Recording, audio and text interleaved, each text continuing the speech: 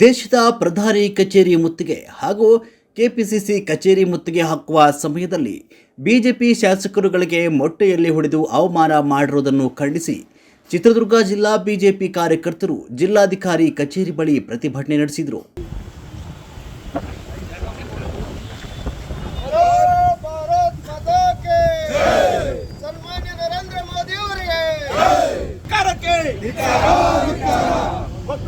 ಶಿಕ್ಷರಿಗೆ ಬೇಕೇ ಬೇಕು, ನ್ಯಾಯ ಬೇಕು. ಕಾಂಗ್ರೆಸ್ ಸರ್ಕಾರಕ್ಕೆ, ಕಾಂಗ್ರೆಸ್ ಸರ್ಕಾರಕ್ಕೆ बोलो भारत माता के जय, बोलो भारत माता के जय. गूंडा कांग्रेस ಸರ್ಕಾರಕ್ಕೆ ಗೂಂಡಾ ಕಾಂಗ್ರೆಸ್ ಸರ್ಕಾರಕ್ಕೆ ನರೇಂದ್ರ ಮೋದಿಜಿ ಅವರಿಗೆ ಹೇಳಿ ಕಾಂಗ್ರೆಸ್ ಕಾರ್ಯಕರ್ತರು ನೇರವಾಗಿ ಹೋರಾಟಕ್ಕೆ ಬಾರದೆ ಹಿಂದಿನಿಂದ ಮೊಟ್ಟೆ ಹೊಡೆದಿದ್ದಾರೆ. ವಿರೋಧ ಪಕ್ಷದ ಹೋರಾಟದ ಹಕ್ಕನ್ನು ಕಸಿಯುವ ಮತ್ತು ತಡೆಯುವಂಗಿಲ್ಲ.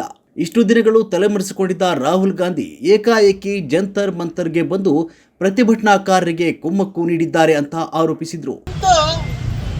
ನೇರವಾಗಿ ಹೋರಾಟಕ್ಕೆ ಬಂದರೆ ನಮ್ಮ ಶಾಸಕರಾದಂಥ ಡಿ.ಪಿ. ಹರೀಶ್ ಅವರ ಮೇಲೆ, ಕೆ.ಸಿ. ರಾಮಮೂರ್ತಿ ಅವರ ಮೇಲೆ, ನಮ್ಮ ಮಾಜಿ ಉಪಮುಖ್ಯಮಂತ್ರಿಗಳಾದಂಥ ಅಶ್ವಥ್ ನಾರಾಯಣ ಅವರ ಮೇಲೆ ಮೊಟ್ಟೆಯನ್ನ ಎಸೆಯುವ ಮೂಲಕ ಹಲ್ಲೆ ಮಾಡುವಂಥದ್ದನ್ನ ನಾವೆಲ್ಲರೂ ಕೂಡ ಮಾಧ್ಯಮದಲ್ಲಿ ನೋಡಿದ್ದೇವೆ. ಪ್ರಜಾಪ್ರಭುತ್ವದ ವ್ಯವಸ್ಥೆಯಲ್ಲಿ ಆಡಳಿತ ಪಕ್ಷದ ವಿರುದ್ಧ ಹೋರಾಟ ಮಾಡುವಂಥದ್ದು ವಿರೋಧ ಪಕ್ಷಕ್ಕಿರುವಂತ ಒಂದು ಹಕ್ಕು.